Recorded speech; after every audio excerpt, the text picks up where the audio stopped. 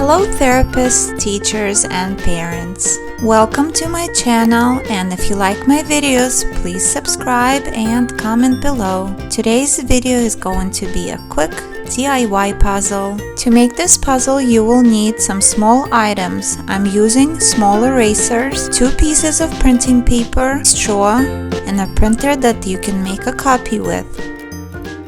Open your printer and lay out your small items upside down. It's better if you keep some space in between your items so they are not touching. Cover your items using a blank piece of paper.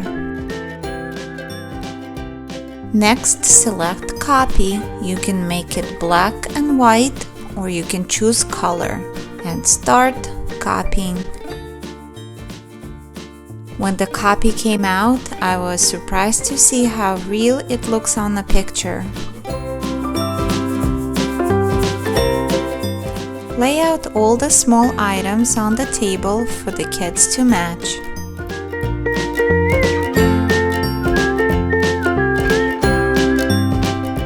Help your kids to fold the straw and show how you can use it as a tweezer to pick up your small items and match it to the picture.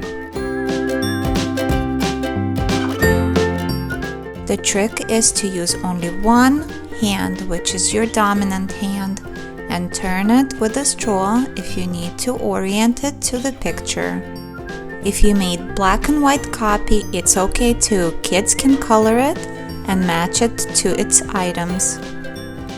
Once you finished matching, kids can copy the words, or younger kids can trace it using a pencil or a marker.